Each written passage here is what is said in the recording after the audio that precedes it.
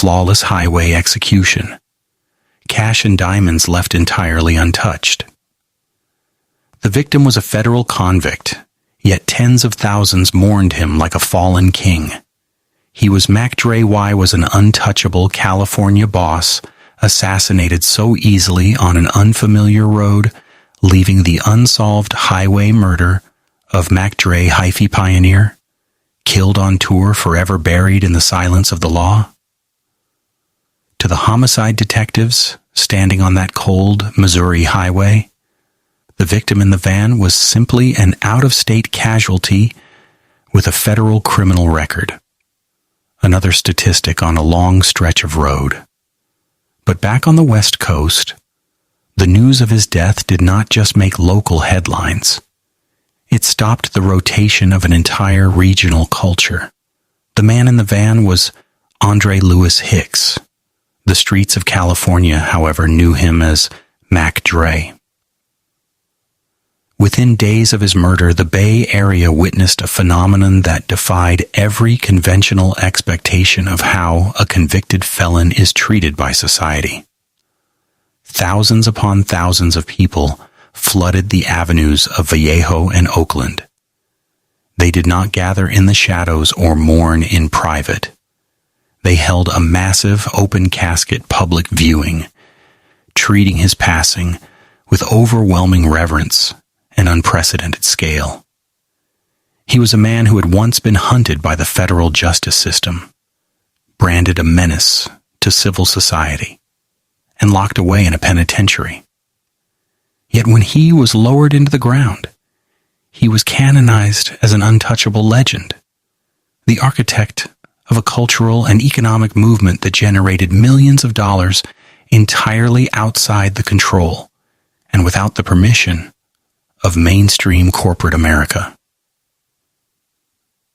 Why does a man holding that level of unprecedented independent power, operating at the absolute zenith of his career and wealth, meet such a clinical, unceremonious end on a desolate stretch of road hundreds of miles from his stronghold?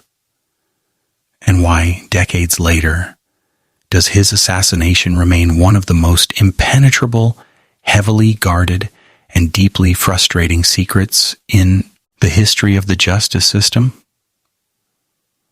The road to that Missouri highway started decades earlier on the concrete of Vallejo.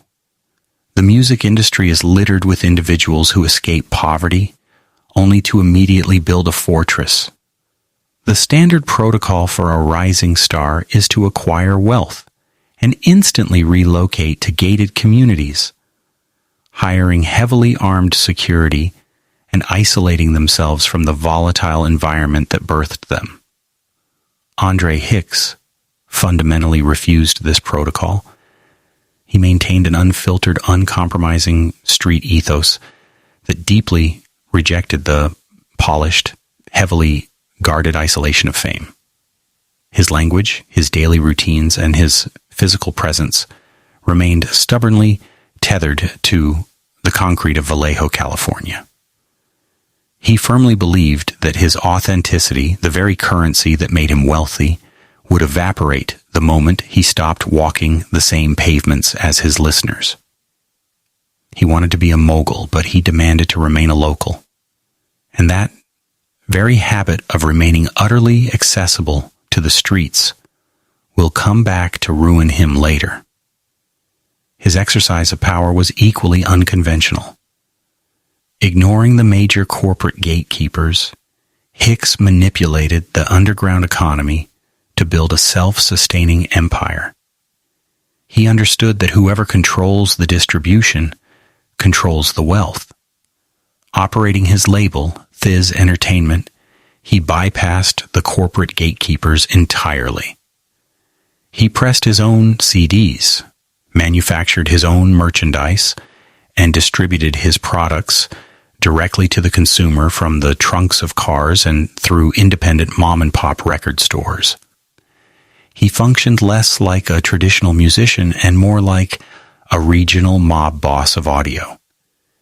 He commanded an army of artists, producers, and street-level promoters who were intensely loyal to him because he paid them directly, fairly, and immediately. His exercise of power was absolute within his territory. He dictated the sound, the slang, and the financial structure of an entire region, answering to no corpo, rate board of directors. But this method of ruling by personal authority rather than corporate infrastructure meant that his safety was entirely dependent on the respect of his peers, rather than the legal and physical protection usually provided by a multi-billion-dollar conglomerate. However, this localized empire faced the dangerous consequences of its own relentless drive for expansion. A localized empire is safe precisely because it is local. Everyone knows the king, and the king knows all the threats. But the policy of independent wealth requires constant, aggressive growth to sustain itself. By the autumn of 2004, the Bay Area was no longer large enough to contain the movement he had created. His policy was to take the Hyphy movement national, to prove that a fully independent artist could dominate the American heartland. This policy pushed him and his tightly knit crew into foreign, unfamiliar territories. He carried the supreme confidence of a California king into Midwestern jurisdictions, where his name offered no diplomatic immunity, and where his local street intelligence was completely useless. He was pushing his nation into a lucrative but blind expansion. Up to this point, looking at his trajectory from the late 1980s to the early 2000s, everything is still miraculously functional. He was navigating the treacherous waters of the underground economy with the grace of a seasoned diplomat. He had survived the deepest traps of the American judicial system, beat the odds of poverty, and was generating legitimate taxable wealth on his own terms. He was the undisputed architect of a lifestyle that empowered the marginalized youth of California to celebrate themselves. But a man cannot walk in two worlds forever without the gravity of one eventually crushing the other. The public perceived MacDre as a carefree, invincible pioneer, draped in brightly colored fur coats and oversized sunglasses, dancing with an ecstatic, fluid energy that commanded any room he entered. But his physical demeanor told a different story. If you look closely at the archival footage beneath the oversized sunglasses, there is a hypervigilance, the constant scanning of the room, the rigid posture of a man who had survived a federal penitentiary and knew that his independent wealth made him a walking target.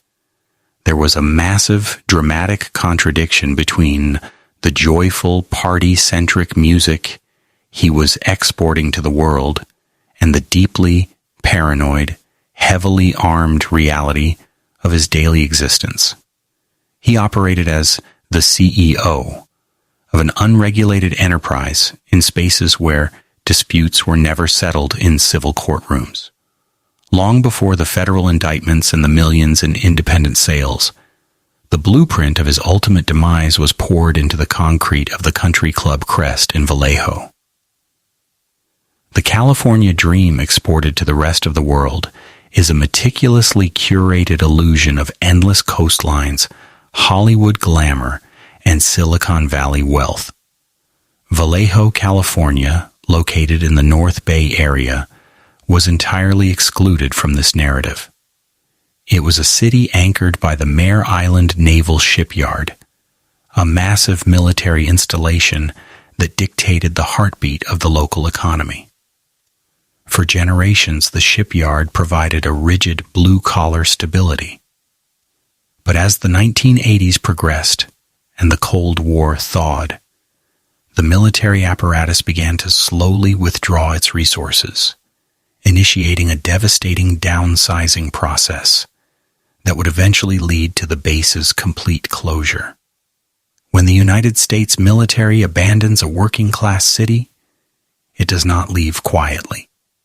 It takes the economy, the tax base, and the civic infrastructure with it, leaving behind a terrifying vacuum. And in marginalized neighborhoods, when legitimate industry evacuates, the underground economy immediately and violently rushes in to fill the void. It was within this collapsing economic ecosystem that Andre Hicks spent his formative years. Specifically, he was raised in a highly concentrated pocket of Vallejo known as the Country Club Crest. The name itself is a cruel municipal irony. The Crest, as it is known on the streets, possessed no manicured lawns and no clubhouses. It was a dense grid of low-income housing, visually defined by chain-link fences, cracked concrete, and the hyper-vigilant posture of young men standing on street corners, forced to navigate an environment where survival was the only viable career path. But Andre was not just another kid on the block.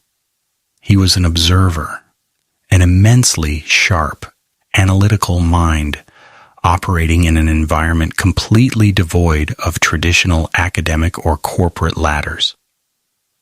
This is where we see the first major drama-filled contradiction of his life. The vast, heartbreaking gap between his intellectual capacity and his geographical confinement. Had he been born in a wealthy suburb, his natural charisma and linguistic agility would have easily placed him in the boardroom of a Fortune 500 company. Instead, he was born in the Crest, so he applied his genius to the only marketplace available to him, the streets. He absorbed the unique rhythm, the anxiety, and the specific vernacular of Vallejo. While the East Coast of the United States was busy producing hip-hop that relied on intricate, politically charged lyricism, and Los Angeles was perfecting the aggressive cinematic sound of gangsta rap, Andre Hicks was engineering something entirely different. He possessed a vocal delivery that was fast, rhythmic, and incredibly localized. Acting as a neighborhood journalist, he bypassed abstract concepts to report directly from the pavement. He took the daily struggles, the illicit hustles, and the internal politics of the Crest and turned them into compelling, high-energy narratives. He was not speaking to the world. He was speaking directly to his neighbors. In doing so, he transformed from Andre Hicks into Mac Dre. By 1989, at the age of 19, he partnered with a visionary local producer named K-Ree and a small independent label called Strictly Business Records.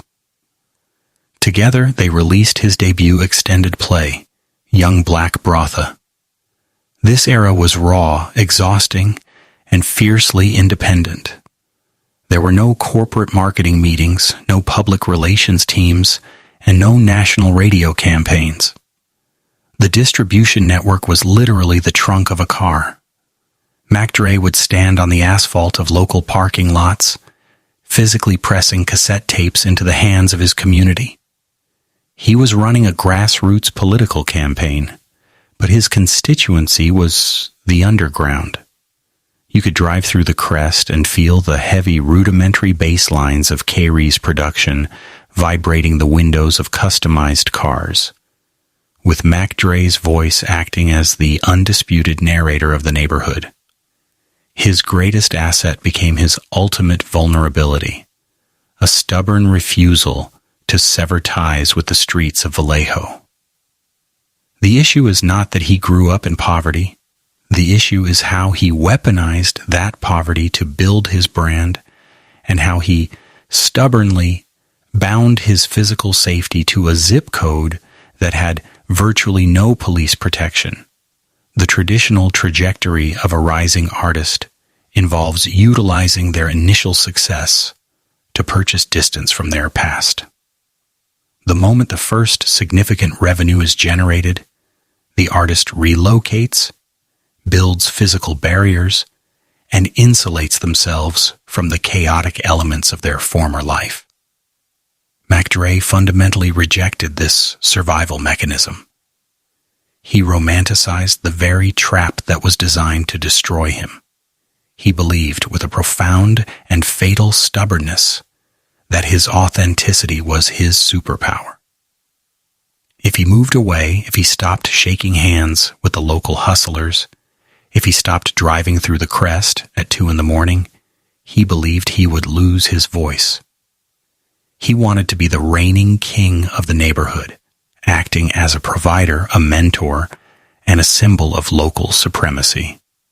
The psychological burden of survivor's guilt, mixed with a supreme localized ego, forced him to remain physically accessible to an environment that was growing increasingly volatile. He was writing lyrics that celebrated outsmarting the system, generating legitimate, taxable revenue from his cassette sales. Yet he insisted on standing shoulder to shoulder on the block with men who were actively operating deep within the criminal underworld. The public perceived him as a rapidly rising local celebrity, an untouchable hometown hero whose music was becoming the undeniable soundtrack of the North Bay. But internally, the reality was a dangerous, high-wire balancing act. He was a legitimate businessman trying to maintain the respect of individuals whose only currency was violence and intimidation. When you operate a lucrative, highly visible independent enterprise within a heavily marginalized community, you do not just attract the loyalty of the streets. You attract the intense, unforgiving scrutiny of the state. MacDre's localized fame, his aggressive lyrics, and his physical proximity to known criminal figures did not go unnoticed by the Vallejo Police Department. To local law enforcement, he was not a pioneering musical entrepreneur. He was a loud, defiant nuisance with a microphone. The authorities began treating his cassette tapes less like artistic expressions and more like audio-taped confessions, meticulously analyzing his rhymes to map out the hierarchy of the local underground economy. The King of the Crest had effectively placed a massive, neon target on his own back. Up to this point, it was just local surveillance, a tense but manageable game of cat and mouse between a neighborhood rapper and the city police. But the plot twist is in the early 1990s. His fatal loyalty to his environment was about to pull him out of the local precinct's jurisdiction and drag him directly into a devastating collision with the federal government of the United States. The transition from local police surveillance to a full-scale federal investigation does not happen overnight. It is a slow, methodical tightening of a snare. By the early 1990s, the Vallejo Police Department had grown exhausted by their inability to dismantle the underground economy flourishing in the country club Crest. They could arrest low-level dealers, but they could not break the structural hierarchy. And at the absolute center of this hierarchy, providing the soundtrack, the cultural validation, and the financial gravity, was Andre Hicks. But local law enforcement possessed a significant problem. MacDre was generating legitimate income. He was selling records, performing at sold-out venues, and building a taxable business. To take him down, the authorities needed more than street corner drug busts. They needed a conspiracy. In the late 1980s and early 1990s, a crew of young men from Vallejo began executing a series of highly coordinated brazen bank robberies across Northern California. They took their name, in a grotesque display of irony, from a popular children's television show. But there was nothing childish about their operations. They were fast, they were heavily armed, and they were infuriatingly successful. They would hit a financial institution, execute a takeover-style robbery, and vanish onto the California freeways before local dispatchers could even coordinate a response. While historical records suggest Hicks never physically robbed a bank, the federal government weaponized his proximity to power. In the eyes of the Federal Bureau of Investigation, Mac Dre was not an independent musician. He was the public relations wing, the financial backer, and the ideological leader of a criminal enterprise. His absolute refusal to leave his environment meant he continued associating with the very men executing these robberies, allowing authorities to draw a direct, devastating line between his record label and the Romper Room gang. The drama-filled contradiction here is staggering. Here was a man with the raw talent, the business acumen, and the initial capital to relocate to a gated community in Los Angeles, to build a legitimate corporate structure, and to shield himself completely from municipal violence. He was making real money. He possessed legitimate wealth and had no financial need to fund his studio time through armed robbery. Yet he physically remained in Vallejo, socializing with the primary suspects of a federal manhunt. He was a legitimate CEO, acting as the emotional anchor for an illicit syndicate. In 1992, the federal trap finally snapped shut. The authorities launched a massive, coordinated sting operation. Law enforcement agencies acting on intelligence from informants tracked Mac Dre and several associates to Fresno, California. The police claimed they were moving in to preemptively stop a planned bank robbery. No bank was ever robbed that day in Fresno. No weapons were drawn in a heist. But in the architecture of the American justice system, you do not need to pull the trigger to be buried by the state. You only need to be placed in the planning room. Andre Hicks was arrested and charged with conspiracy to commit bank robbery. When you are pulled from the streets and placed into the sterile, freezing confines of a federal interrogation room, the power dynamics shift instantly. The street credibility that protects you in Vallejo means absolutely nothing to an FBI agent holding a 20-year mandatory minimum sentence over your head. This exact moment is critical to understanding the psychology of Andre Hicks. Picture a young man only in his early 20s, stripped of his brightly colored clothes, stripped of his entourage, sitting across a metal table from men who possess the power to erase his future entirely. The federal agents offered him a key to his own cage.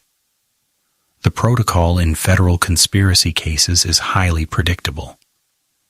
The state applies overwhelming legal pressure on the most high-profile target, offering them a heavily reduced sentence or even complete immunity in exchange for testimony against their associates.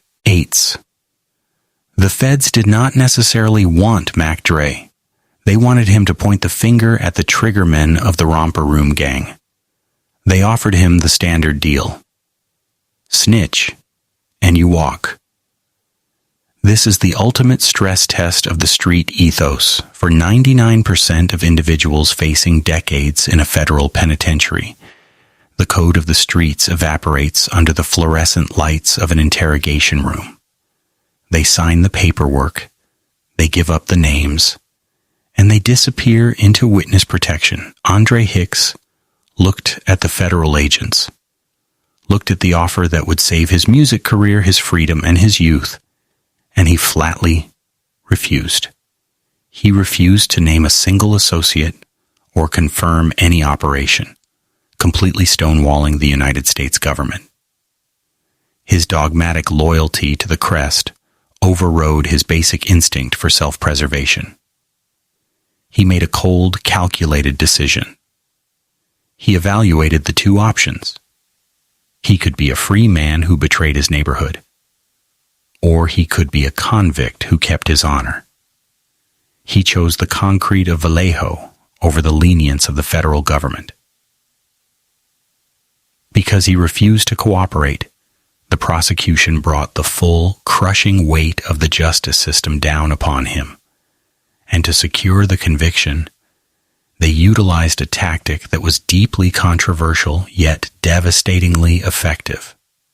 They put his art on trial. In the courtroom, the prosecuting attorneys did not just rely on physical evidence or informant testimony. They read the lyrics of McDre into the official court record. They took the raw, exaggerated cinematic verses he wrote to entertain his neighborhood and presented them to a jury of conservative citizens as literal, premeditated confessions of conspiracy. They weaponized his own voice against him. The strategy worked. The jury, unable to separate the persona of the rapper from the reality of the man, convicted him. Andre Hicks was sentenced to 5 years in federal prison. He was transported to the Federal Correctional Institution in Lompoc, California, a heavy, fortified facility designed to break the spirit of men and isolate them from society. To the local authorities in Vallejo and to the federal prosecutors, this was the end of the story. The objective was achieved. The loud, defiant voice of the country club crest had been silenced. They had successfully removed the head of the serpent. By locking him behind heavily reinforced steel doors, hundreds of miles away from his studio and his distribution network, they assumed his career was effectively terminated. In the fast-moving, hyper-competitive landscape of 1990s hip-hop, a 5-year absence is a death sentence. The industry moves on, the fans forget, and the artist becomes a relic of a bygone era. But the prosecutors fundamentally misunderstood the psychology of the man they had just incarcerated. They thought they were sending a criminal to a cage to be forgotten. They did not realize that by punishing him for his absolute loyalty to the streets, by putting him in prison because he refused to inform on his brothers, they had just given him the ultimate, undeniable badge of credibility. They did not break his career. They accidentally mythologized it. He went into Lompoc as a popular local rapper. He was about to emerge as an untouchable martyr. The physical confinement stripped him of his freedom, his recording equipment, and his wealth. But it could not strip him of his influence. The federal government believed they had completely severed his communication with the outside world. But this is where the system severely underestimated the ingenuity of a man fighting for his cultural survival. Up to this point, a prison sentence meant silence. Then, in the mid-1990s, from deep inside the cinder-block walls of a federal penitentiary, the rules of the music industry were broken. And that very habit of defiance, that refusal to accept the boundaries drawn by the state, would lead to one of the most audacious and legendary acts of artistic rebellion in the history of the West Coast. The architecture of a federal penitentiary is not merely designed to confine the physical body, it is engineered to systematically dismantle the identity, the influence, and the psychological agency of the individual. When Andre Hicks was processed into the Federal Correctional Institution at Lompoc, California, he was stripped of the brightly colored clothing that defined his stage presence. He was stripped of the heavy jewelry that signaled his economic success on the streets of Vallejo. The federal system reduced him to an inmate number, replacing his name with a government-issued uniform, and forcing him into a rigidly controlled environment, governed by razor wire, concrete corridors, and heavily armed guards. The Bureau of Prisons operates on a fundamental premise. If you control a man's physical movements, dictate his daily schedule, and severely restrict his communication with the outside world, you will eventually erase his relevance. In the fast-moving, hyper-competitive economy of 1990s hip-hop, relevance was everything. The industry operates on a ruthless timeline. A 5-year absence is not a hiatus.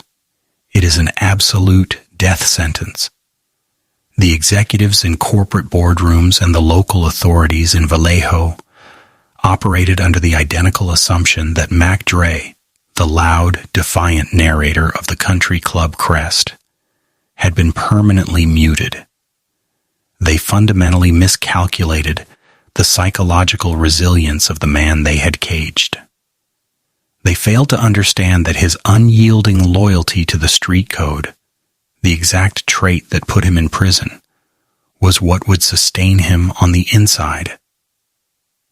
Inside the walls of Lompoc, he was physically powerless, yet his cultural status was undergoing a massive, dramatic contradiction. Outside the walls, his silence had bought him an untouchable credibility. He was subject to cell searches, lockdowns, and the strict, monotonous routine of a federal inmate. He had no access to a recording booth, no mixing boards, and no distribution network. But outside the walls, his decision to accept a 5-year federal sentence, rather than testify against his neighborhood associates, had triggered an unprecedented cultural reaction. In the eyes of the underground, he was no longer just a talented rapper. He was a certified folk hero. He had passed the ultimate stress test of the streets. He faced the crushing machinery of the United States government, looked directly at a deal that would have saved his career, and chose the code of silence. This single decision bought him a level of untouchable credibility that no corporate marketing budget could ever purchase. While he sat in a sterile, silent cell, a grassroots Free Mac Dre movement was aggressively spreading across the Bay Area. His face was printed on T-shirts. His older cassette tapes were selling at a premium out of the trunks of cars. His silence to the federal prosecutors had made his legacy deafening on the streets. But a legacy cannot generate new capital, and Andre Hicks was not a man content with simply being a martyr. He possessed a hyperactive, deeply ambitious mind that refused to be neutralized by concrete and steel. He needed to speak to his people. He needed to assert his dominance over an industry that was rapidly moving forward without him. This marked one of the most audacious, legally precarious, and brilliantly executed acts of artistic rebellion in the history of West Coast music. This rebellion was not a riot or a physical altercation. It was executed entirely through a standard, heavily monitored federal prison payphone. Federal inmates are granted highly restricted, closely monitored access to telephones. The calls are strictly limited, usually cutting off automatically after 15 minutes. Every call is preceded by a loud, automated, unskippable voice announcing to the receiver that the call is originating from a United States federal prison. The audio quality is terrible, compressed through cheap institutional wiring and constantly battling the chaotic background noise of the prison yard or the cell block. Furthermore, utilizing prison communication systems to conduct commercial business or produce commercial recordings is a direct violation of Bureau of Prisons regulations. If caught, the punishment is swift and severe. immediate transfer to solitary confinement, loss of all privileges, and a devastating extension of the inmate's sentence, he did not care. He evaluated the risks of solitary confinement against the risk of cultural irrelevance, and he chose the microphone. Deep inside his cell, without any instrumental beats to guide him, Andre Hicks began writing furiously. The psychological discipline required for this is staggering. A rapper relies heavily on the physical vibration of the bass and the tempo of the drum track to find their pocket, to ride the rhythm of the music. Hicks had none of that. He had to construct complex multisyllabic rhyming patterns entirely in his head, acting as his own internal metronome, holding the precise tempo in his mind while surrounded by the oppressive noise of a penitentiary. He would memorize these verses, rehearse them in the isolation of his cell, and wait for his designated time to use the phone. When he finally secured the receiver, he would dial out to his producer Kayri back in Vallejo. Restricted to a single take without the ability to edit or punch in vocal lines, he had exactly 15 minutes before the system terminated the connection. Kayri would ready the recording equipment on the other end of the line, and McDre would deliver his verses directly into the plastic mouthpiece of the federal payphone.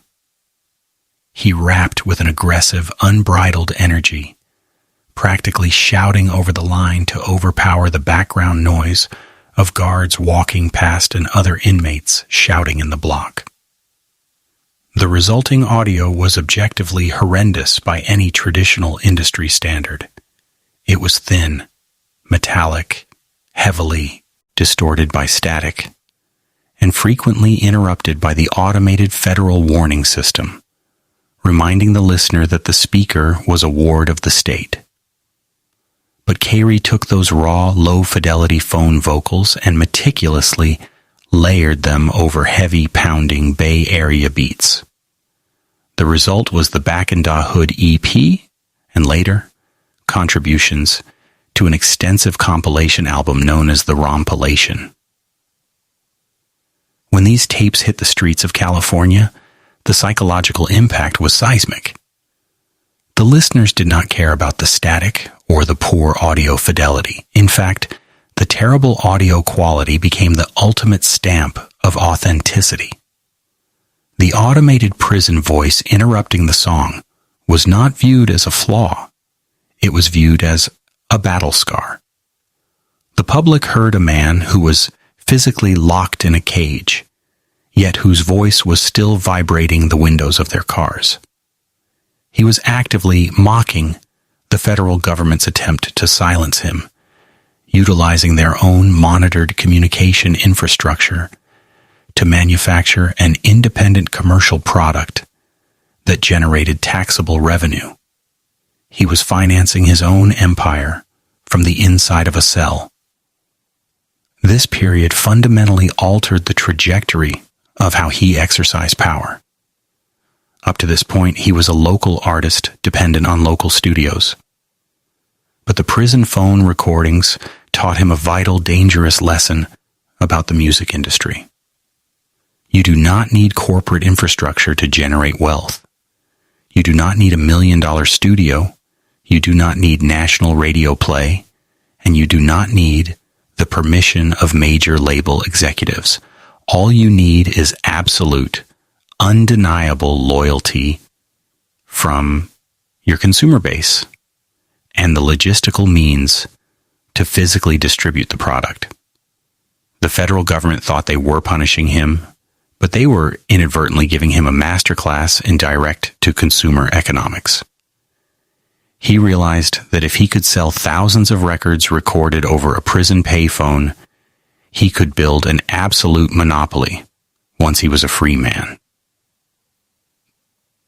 He survived the 5 years. He navigated the internal politics of the penitentiary, avoided the violent pitfalls that extend the sentences of so many young men, and kept his mind razor sharp. He refused to let the institution institutionalize him.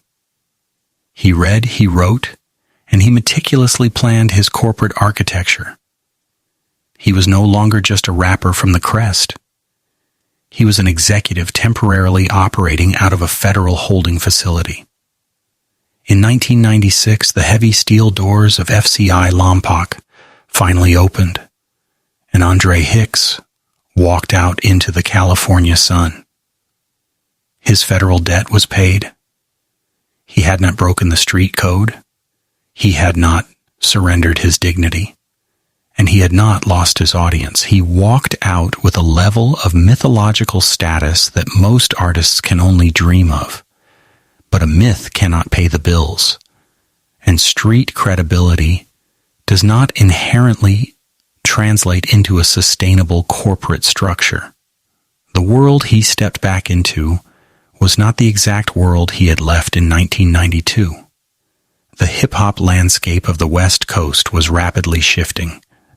The dominant gangsta rap era was beginning to fracture.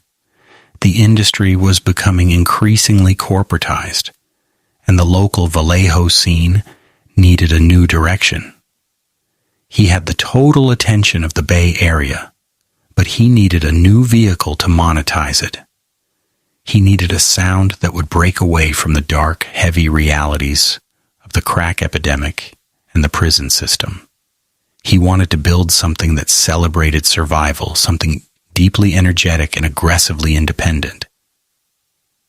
He was returning home with a profound hunger and a dangerous realization that he answered to no one but himself.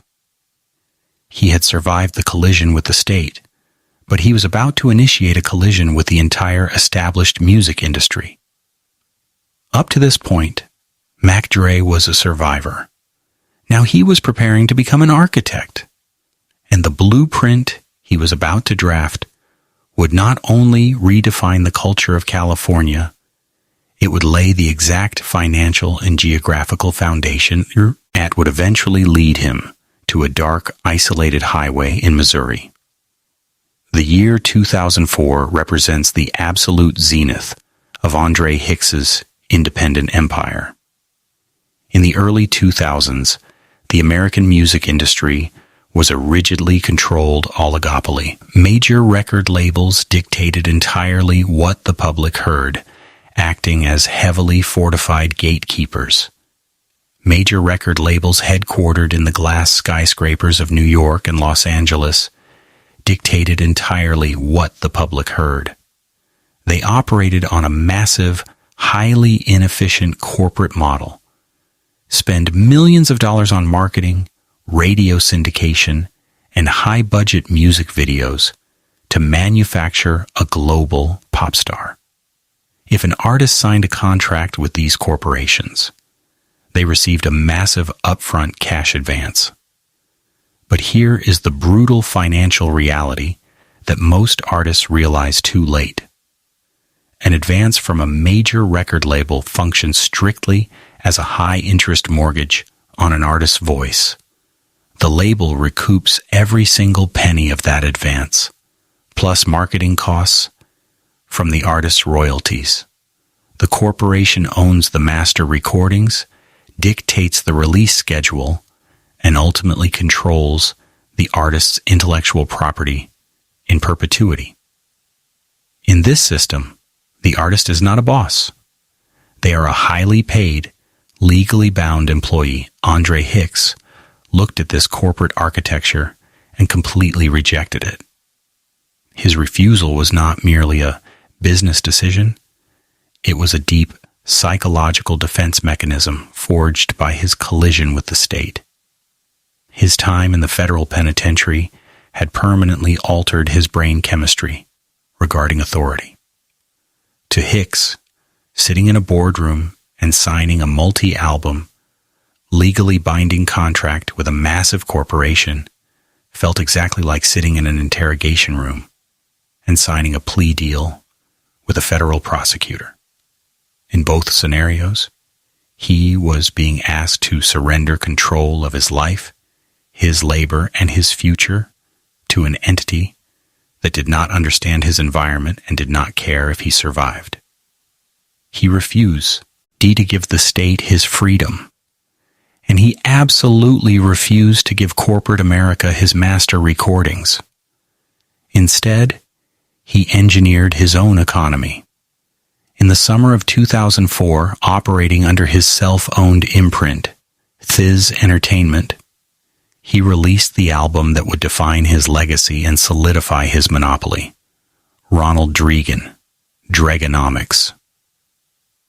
The title alone was a brilliant, provocative stroke of cultural engineering. It was a direct, mocking indictment of the American political establishment. The political and economic policies of the 1980s, often termed Reaganomics, were built on the theory that wealth generated at the very top of the corporate ladder would eventually trickle down to the working class. The streets of Vallejo, collapsing under the weight of naval shipyard closures and the crack epidemic, were living proof that the wealth never trickled down. By naming his album Dragonomics, Hicks was inverting the power structure. He was explicitly outlining a new economic theory for the underground. Wealth would no longer trickle down from the corporate suites. It would be generated directly on the asphalt, bypassing the taxable, regulated economy entirely. He adopted a presidential alter ego, openly satirizing the federal authorities that had once locked him in a cage while simultaneously executing a business model that made him a millionaire. The mechanics of how he exercised this power were ruthlessly efficient. He utilized regional independent distribution networks, heavily partnering with entities like City Hall Records in San Rafael, California, and an army of mom-and-pop record stores across the West Coast. He financed the studio time, paid the producers upfront in cash, and directly funded the physical manufacturing of the compact discs. The math of this independence is staggering. A mainstream artist on a major label might sell a CD for $15 and take home less than $1 in actual royalties after the label recoups its expenses. Mac Dre owned the NT supply chain. He manufactured his CDs for a little over $1 per unit and sold them wholesale to distributors for $7 or $8, or directly to consumers from the trunk of his car for $15. He was not making pennies on the dollar. He was capturing the entire profit margin. Furthermore, he owned 100% of his publishing rights and master recordings. Every time his music was played, purchased, or licensed, the capital flowed directly and exclusively back into the bank accounts of Thiz Entertainment. This empire starkly contradicted traditional corporate wealth. There were no sleek corner offices, no armies of accountants, and no corporate public relations teams. If you wanted to see the headquarters of Thiz Entertainment in 2004, you had to look at a series of unmarked warehouses, residential garages, and customized vehicles in the North Bay. You would see heavy wooden pallets stacked 6 feet high with shrink-wrapped CDs, waiting to be loaded into the trunks of cars. You would see duffel bags filled with disorganized, rubber-banded stacks of $20 and $100 bills. It was a highly sophisticated multi-million-dollar logistical supply chain that from the outside looked exactly like a chaotic, localized street hustle.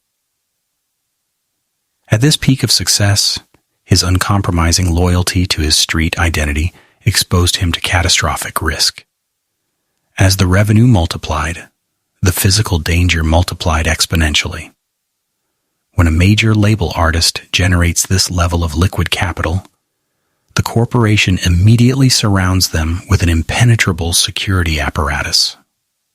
They are assigned off-duty police officers, transported in armored black SUVs, and their public appearances are strictly vetted by security consultants.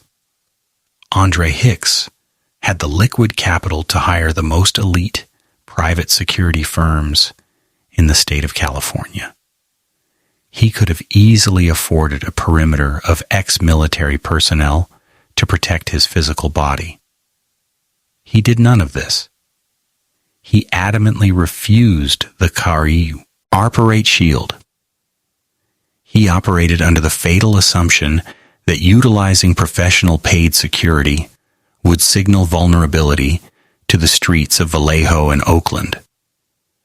In his psychological framework, paying a stranger to protect him meant admitting that he could not protect himself. He equated physical exposure with artistic authenticity. He believed that the localized respect he had earned, the fact that he had gone to federal prison without informing on his associates, provided an invisible, bulletproof vest that would protect him anywhere he went in the Bay Area. He relied entirely on his childhood friends, his neighborhood loyalists, and his own hypervigilance to navigate an environment filled with firearms, desperate poverty, and intense jealousy. He was walking into crowded, unregulated nightclubs and illegal street side shows, wearing tens of thousands of dollars in custom jewelry, carrying massive amounts of untraceable cash, with no professional security perimeter. He was his own bank, his own CEO, and his own bodyguard. He had effectively transformed himself into a walking vault, secured by nothing more than the fragile currency of street respect. Up to this point, looking strictly at the geography of California, his dangerous calculus was still working. By the late summer of 2004, the strategy had been executed flawlessly. The Bay Area was completely saturated. Thiz Entertainment was an absolute, undeniable monopoly. He dictated the slang, the fashion, and the sound of an entire region. He was employing dozens of local artists, funding neighborhood businesses, and acting as the undisputed godfather of the Hyphy movement. He had built the machine exactly as he had envisioned it during those long, silent hours in a federal cell block. But a machine of that magnitude is a terrifying thing to maintain. It operates like a shark. If it stops moving forward, it dies. The independent model requires constant, escalating revenue streams to sustain the vast payroll of artists, producers, and street-level promoters who depended entirely on Mac Dre for their livelihood. The California market, while incredibly lucrative, was finite. He had reached the absolute ceiling of what a regional independent artist could achieve within his own borders. To keep the Thiz economy growing, to solidify Dregonomics as a national phenomenon, he had to enact a policy of aggressive expansion. He had to look beyond the state lines that had incubated and protected his empire. Independent market research, gathered not from corporate data analysts, but from street-level promoters and underground distribution sales, revealed a surprising anomaly. The Midwest, specifically cities like Kansas City, Missouri, had developed a massive, ravenous appetite for the Bay Area sound. The Hyphy movement was organically taking root in the heartland of America. The decision was made. Andre Hicks would take his empire on a nationwide tour, pushing his independent infrastructure far outside its localized safety net. Taking a corporate major label artist on a national tour is a logistical exercise in risk management. The label handles the permits, coordinates with local law enforcement, and secures the venues. Taking a street-level, fiercely independent power structure into foreign territory is a logistical nightmare. It requires moving large amounts of cash valuable merchandise, and a tightly knit crew of California loyalists across jurisdictions, where they possess absolutely no political leverage or street intelligence. As the autumn of 2004 approached, the dates were booked, the vans were loaded, and the architect of the Bay Area prepared to leave his sanctuary. He was carrying the supreme confidence of a man who had conquered the federal justice system and the independent music market. He believed his power was absolute, but he was about to step out of a jurisdiction where he was the undisputed king and walk directly onto a board where he did not know the rules, did not control all the players, and had absolutely no defense against the shadows waiting on the highway. The transition from the vibrant, chaotic energy of a packed concert venue to the absolute desolation of a Midwestern highway at 3:30 in the morning is a stark, terrifying shift in reality. When the Thiz Entertainment entourage checked out of their hotel and loaded into their rented white passenger van in the early hours of November 1st, 2004, they were crossing a boundary that separates the insulated world of celebrity from the brutal, unregulated physics of the asphalt. The vulnerability of this exact moment is rooted in the geography. U.S. Route 71 in Kansas City, Missouri, is not like the heavily congested, perpetually illuminated freeways of the California Bay Area. At that hour, the Midwestern Highway is a dark, sprawling expanse of concrete that cuts through the landscape with an eerie, quiet efficiency. There is a profound isolation on these stretches of road. The city lights fade, the traffic thins out to almost nothing, and you are left entirely at the mercy of the surrounding darkness.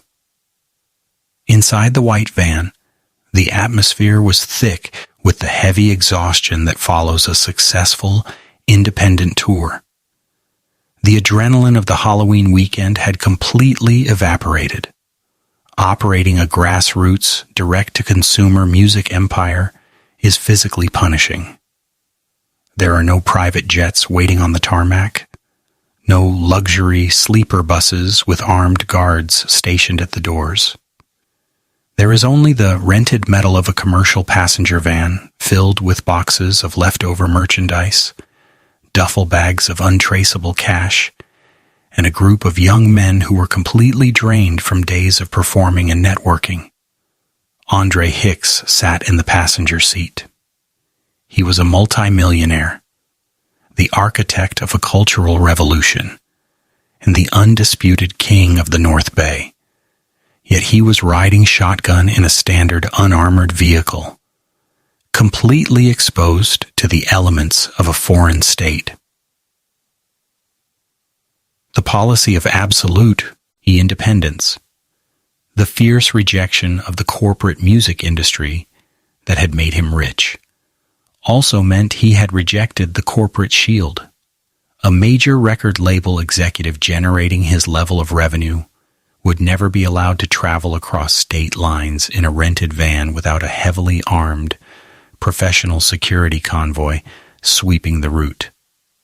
But Hicks, stubbornly tethered to his street ethos, believed that his credibility and his localized California respect would act as an invisible armor.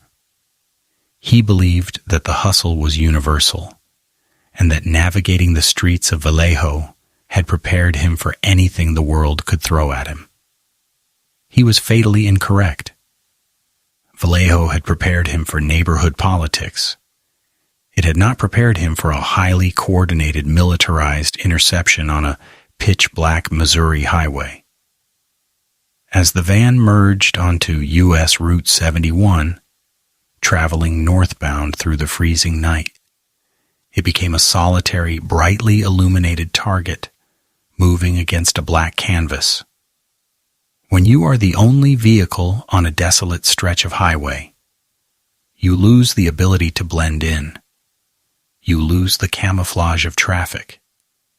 Every set of headlights that appears in the rearview mirror is a potential anomaly, but the sheer fatigue of the crew meant that their hypervigilance, the very survival mechanism that Hicks had honed during his years in the illicit economy, was compromised. They were not scanning the horizon for threats.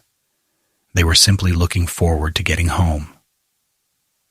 Out of the darkness behind them, a vehicle began to close the distance. Investigative reports and eyewitness accounts later described it as a dark-colored sedan, frequently identified as a black Infiniti. It did not approach the erratic, swerving, aggressive nature of a drunk driver. It did not aggressively tailgate the van like a motorist caught in a sudden fit of road rage. The approach was terrifyingly smooth, methodical, and entirely deliberate. Executing a drive-by shooting at a crowded city intersection at Ari stoplight is an act of chaotic, opportunistic violence.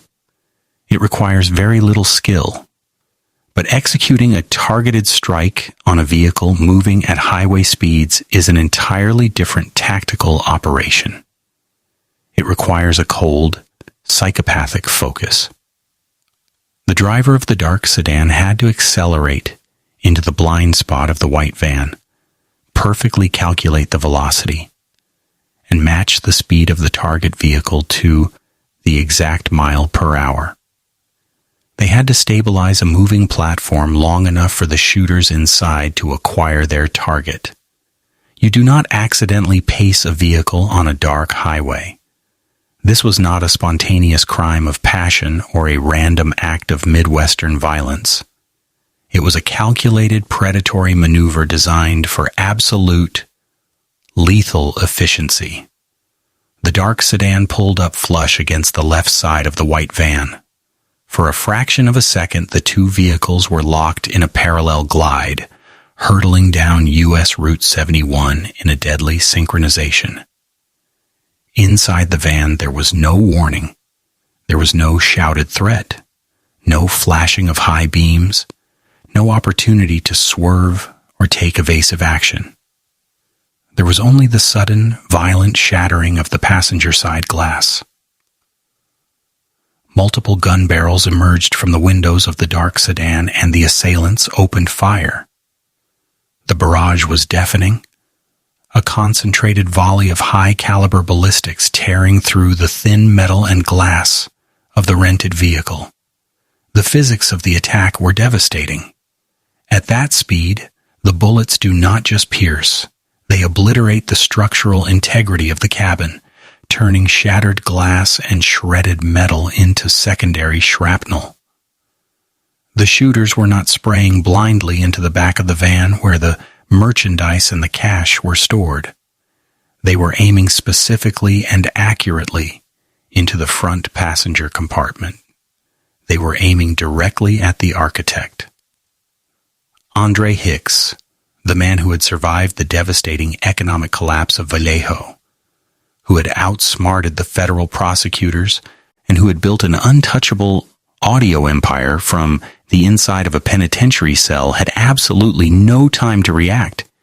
He could not leverage his street intelligence. He could not utilize his immense charisma, and he could not negotiate. He was struck by a catastrophic gunshot wound to the neck. The physical reality of this moment was brutally abrupt. A man who had spent his entire life mastering the power of the human voice, who had used his vocal cords to narrate the struggles of his neighborhood, to defend his freedom, and to command an army of loyal fans, was silenced in an instant by a bullet to the throat. The attack was so abrupt, it is highly likely he never saw the faces of his killers. The immediate aftermath of the gunfire triggered a catastrophic loss of control. The driver of the white van, suddenly engulfed in the deafening roar of gunfire and flying glass, desperately tried to stabilize the vehicle. But human reflexes cannot outmaneuver the physics of a highway strike. The van veered violently off the paved surface of U.S. Route 71. It tore across the median, the tires losing all traction on the cold Missouri earth, before plunging down into a deep, dark roadside ravine. The heavy vehicle crashed violently into the ditch, the sheer force of the impact throwing the surviving passengers against the interior cabin.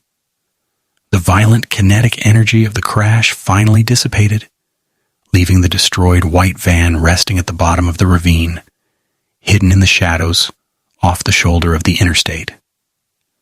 One detail instantly elevated this crime from a random highway shooting to a professional assassination. If this had been a robbery, if the local Kansas City underground had simply decided to target the wealthy California rappers to steal their untraceable cash, their heavy diamond chains, or the highly valuable master recordings in the back of the van, the dark sedan would have stopped. The assailants would have slammed on their brakes, pulled onto the shoulder, scraped the MBL down into the ravine, and stripped the vehicle of its assets. They would have taken the money that MacDre had stubbornly refused to put in a corporate bank. The red taillights never illuminated the highway. Without touching the brakes or slowing down to extract a single dollar from the wreckage, the driver of the dark sedan simply pressed the accelerator to the floor. The vehicle surged forward into the pitch-black Midwestern night, vanishing down the corridor of the U.S. Route 71, leaving behind no license plate, no dropped weapons, and no witnesses. The absolute professionalism of the departure proved that the objective was never wealth. The objective was extermination. Down in the ravine, a grotesque silence settled over the wreckage. The pounding, erratic, joyful beats of the Hyphy movement that had vibrated through the Midwest all weekend were completely extinguished, replaced only by the hiss of a damaged radiator and the terrified, panicked breathing of the survivors inside the van. The king of the Bay Area was dead at the age of 34 when the local emergency dispatchers received the frantic 911 calls from the surviving members of the entourage. The bureaucratic machinery of the Kansas City police and medical responders kicked into gear. Sirens began to wail in the distance, cutting through the freezing morning air. But to the paramedics and the patrol officers rushing toward the ravine on Route 71, this was merely a code for a highway shooting. They were preparing to secure a crime scene, survey the wrecked van, and fill out the standard homicide paperwork. They had absolutely no idea that the man ejected from the vehicle during the violent crash was not just a victim of a drive-by, but the undisputed CEO of an independent California monopoly. The isolation of the Midwest had executed its trap flawlessly. The assailants had utilized the geographical distance, the lack of local street intelligence, and the utter absence of corporate security to pull off a flawless decapitation of the Thiz entertainment empire. By striking in Missouri, halfway across the country, from the loyal, heavily armed neighborhoods of Vallejo and Oakland, the killers had completely neutralized MacDre's greatest defense mechanism, his people. As the sun began to rise over Kansas City on the morning of November 1st, illuminating the shattered glass on the highway and the yellow police tape wrapping around the ravine, the true horror of the situation began to solidify. The physical assassination was complete, but the structural nightmare for the justice system was only just beginning. The Missouri detectives were about to inherit a crime scene that offered them absolutely nothing. No motive, no stolen property, and no local suspects. They were about to step into an intelligence blackout, and as the news of the highway hit began to transmit back across the Rocky Mountains, preparing to devastate the state of California, the investigation on Route 71 was already freezing over, plunging into a deeply frustrating, paralyzing silence that would last for more than 2 decades. When homicide detectives arrive at a fresh crime scene, they do not immediately look for a suspect. They look for a narrative. They rely on the physical environment to dictate the sequence of events. A kicked-in door tells a story of forced entry. A scattered wallet indicates a robbery. A trail of blood maps the victim's desperate attempt to escape. But when the Kansas City Police Department cordoned off the section of U.S. Route 71 on the morning of November 1st, 2004, the physical environment offered them absolutely nothing but a terrifying mathematical void. The sheer paralysis of the justice system in the face of this assassination stems from the forensic nightmare of a highway crime scene. When a shooting occurs inside an apartment or an alleyway, the evidence is contained. The walls trap the ballistics. The carpet preserves the biological trace evidence, and the confined space limits the suspect's avenues of escape. A highway, by contrast, is a forensic vacuum. The vehicles are traveling at high velocities.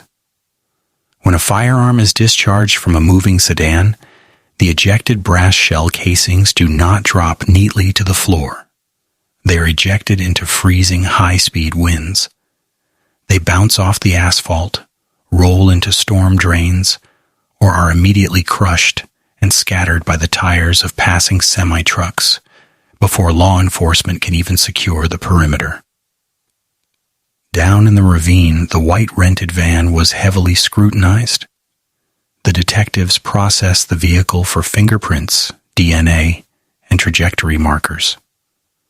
What they found, or more accurately, what they did not find, immediately ruled out the standard motives for late-night violence. The unreleased master recordings, assets that could generate millions of dollars in the underground market, were completely ignored. The heavy customized diamond jewelry draped over the victim was left untouched. The duffel bags containing the massive influx of cash from the weekend's merchandise sales and performance fees were entirely accounted for. This is the drama-filled contradiction that immediately stalled the investigation. The victim was a highly visible, wealthy individual traveling in a vulnerable, unarmored vehicle. He was the perfect target for a lucrative heist, yet the assailants executed a flawless, high-speed interception, utilized overwhelming lethal force to neutralize the primary target, and then deliberately walked away from a fortune in untraceable cash. The crime scene possessed all the hallmarks of a highly funded professional military-style hit, but lacked the financial motive that usually drives the illicit economy. As the morning progressed, the Kansas City detectives pulled the identification from the victim. The name on the driver's license read Andre Louis Hicks, a resident of California. When the local precinct ran the name through the National Crime Information Center database, the screen immediately lit up with his federal history. The Missouri detectives suddenly realized they were not dealing with a random casualty of road rage. They had a federal convict, a man deeply tied to the West Coast underground economy, murdered in their jurisdiction. The immediate protocol in this situation is lateral communication. The Kansas City Police Department picked up the phone and contacted the authorities in Vallejo and Oakland, California. This is where the geographic barrier transformed from a logistical inconvenience into an impenetrable wall of silence. When a high-profile homicide occurs in a victim's home city, the local police leverage their established intelligence networks. They utilize confidential informants, they monitor the chatter on the streets, and they squeeze rival organizations for information. The Vallejo Police Department knew everything about Mac Dre's local operation. They knew his associates, his historical rivals, and the exact borders of his territory. But the Vallejo Police Department had absolutely no jurisdiction and zero intelligence assets in the state of Missouri. Conversely, the Kansas City detectives possessed the crime scene, but they had absolutely no context for the victim's life. They did not know the internal politics of Thiz Entertainment. They could not decipher the specific Bay Area slang used by the victim's associates. They were staring at a corpse that belonged to a completely different sociological ecosystem. The investigation was instantly crippled by a massive intelligence gap. The Missouri detectives were essentially asked to solve a deeply complex California political assassination using only the shattered glass on a Midwestern highway. This geographic disconnect was compounded by the fatal weakness that had defined Andre Hicks's entire life: the rigid adherence to the street code. The survivors in the white van had just witnessed the brutal execution of their CEO, their friend, and their meal ticket. In a corporate environment, witnesses immediately cooperate with federal and local authorities to secure convictions. But Thiz Entertainment was not a corporation. It was an independent syndicate built on the absolute rejection of state authority. When the Kansas City detectives attempted to interview the surviving members of the entourage, they hit a brick wall of silence. The no-snitching policy is not a casual suggestion in the underground economy. It is a rigid, unforgiving law of survival. To cooperate with homicide detectives, even to find the killers of your own leader, is viewed as a terminal violation of the street ethos. The witnesses provided the bare minimum of logistical information required by law. They confirmed the dark sedan. They confirmed the gunfire. But they could not, or would not, provide facial descriptions, license plate numbers, or potential motives. The very code of silence that McDre had gone to federal prison to protect was now actively protecting his assassins. The physical evidence was equally useless. The crime scene investigators managed to recover a few shell casings from the asphalt of U.S. Route 71. In modern ballistics, a shell casing is a highly valuable piece of evidence. When a firing pin strikes the primer, and when the casing is violently ejected from the chamber, the mechanical components of the specific firearm leave microscopic, unique scratches on the brass. It acts as a mechanical fingerprint. The detectives took the recovered casings and uploaded the microscopic data into the National Integrated Ballistic Information Network, NIBIN. NIBIN is a massive database that cross-references ballistics from crime scenes across the entire United States. If the weapon used on Route 71 had ever been fired in a previous gang dispute in Oakland, a drive-by in Los Angeles, or a bank robbery in Chicago, the computer would flag the match, providing a crucial thread to pull. The computer returned no matches. The weapon was completely clean. In the context of homicide investigations, a clean weapon used in a targeted, high-speed execution indicates a terrifying level of professionalism. It means the assassins did not use a communal neighborhood firearm passed around for petty disputes. They used a dedicated weapon, executed the target with maximum efficiency, and immediately disposed of the firearm. ensuring it would never enter the national database. The brazenness of the execution highlighted a staggering failure of the justice system. A prominent executive was slaughtered on a major interstate, yet the response was paralyzed by bureaucratic apathy simply because of his background. The killers weaponized his own policies, geography, and street ethos against him. Knowing his independent wealth left him without corporate security, and his loyalists would adhere strictly to the street code. Within 48 hours, the critical window for solving a homicide began to aggressively close. The initial adrenaline of the crime scene faded. The dark sedan had completely vanished from the grid, likely dismantled in a chop shop or submerged in a Midwestern river. The Vallejo Police Department, lacking jurisdiction, could only monitor the rising anger on their own streets. The Kansas City Police Department, lacking intelligence and cooperative witnesses, began to file the preliminary reports into the heavy metal cabinets reserved for unsolved cases. The physical body of Andre Hicks was prepared for transport, beginning the long, grim journey back across the Rocky Mountains to the state that had forged him.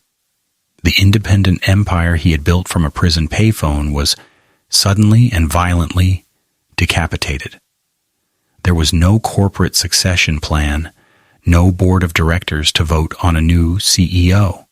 There was only a grieving roster of artists, a massive catalog of master recordings, and a deeply traumatized community. The investigation on Route 71 had effectively died on the asphalt. But the consequences of that grotesque silence were about to detonate across the West Coast, transforming a cold case into an immortal mythology. When the physical remains of Andre Hicks were flown back across the Rocky Mountains, the aircraft was not merely transporting the victim of a completely unsolved Missouri highway shooting. It was carrying the collapsed architecture of the West Coast underground economy. The city of Vallejo, California, a municipality that had spent over a decade heavily scrutinizing his every move, decoding his lyrics, and actively attempting to silence his microphone, suddenly found itself entirely paralyzed by his absolute absence. The news of his assassination on U.S. Route 71 did not just dominate the local headlines. It fundamentally stopped the rotation of an entire regional culture. This grief produced an unprecedented visual spectacle that defied every conventional sociological expectation of the American justice system. Funerals for victims of targeted street violence are typically tense, heavily guarded affairs. They are usually restricted to immediate family, heavily monitored by local police gang task forces, and wrapped in a thick, paranoid silence. The send-off for Mac Dre shattered this protocol entirely. Thousands upon thousands of people descended upon the North Bay. They did not gather in the shadows, and they did not mourn in private. They held a massive, open-casket public viewing. The visual contrast on the streets of Vallejo was staggering and deeply profound. You had young men in oversized white t-shirts standing shoulder to shoulder with older, hardened veterans of the illicit economy, legitimate independent business owners, and local politicians. They treated the passing of a convicted federal bank robbery conspirator with overwhelming reverence and sheer scale, pouring into the streets to honor him. Here is the ultimate drama-filled contradiction of his physical end. The state had officially categorized him as a criminal menace, locking him in a cinder block sea, only to forcefully sever his connection to society. Yet as he lay in that casket, draped in the flamboyant, brightly colored clothing of his CEO persona, he was surrounded by a community that viewed him as their absolute provider. The government saw a felon. The pavement saw a king. They were mourning a man who had built a self-sustaining parallel economy that fed their families when the naval shipyard closed. The local factories boarded up their windows, and the legitimate corporate world refused to look their way. In a grotesque twist of fate, the very local police department that had once hunted him was now forced to manage traffic and provide safe escort for his funeral procession. The assassins in the dark sedan operated on a standard warfare assumption. Cut off the head, and the movement dies. They calculated that without its architect, the Hyphy movement would collapse into chaos, and this entertainment would fracture into warring territories. They were fatally incorrect. Because Andre Hicks owned his entire supply chain and bypassed corporate structures, his assassination acted as a massive accelerant. In death, he inadvertently engineered a fortress of generational wealth. His mother, Wanda Salvato, took control of the board, ensuring the resulting surge in record sales flowed directly to his community and his daughter's trust fund, rather than to corporate executives. Driven by collective trauma, the regional Bay Area sound mutated into a massive global export. Mainstream radio, which had historically ignored him, was forced by consumer demand to put his records into heavy rotation. Corporate labels eventually co-opted his sonic architecture, sanitizing it for global consumption, but they could never replicate the authentic, lived-in joy of the man who invented it. Today, the Kansas City case file gathers dust in a steel cabinet, guarded equally by bureaucratic apathy and the unforgiving code of the street. Andre Hicks deliberately chose the mortal danger of the pavement over the sterile safety of the corporate suite. He refused to sever ties with the neighborhood that built him, fully aware that professional bodyguards would compromise the authenticity that gave his voice its power. The hitmen on Route 71 successfully stopped his physical heart, but they failed to silence his voice. McDre remains an immortal architect, proving that true power, once freely handed to the streets, can never be extinguished.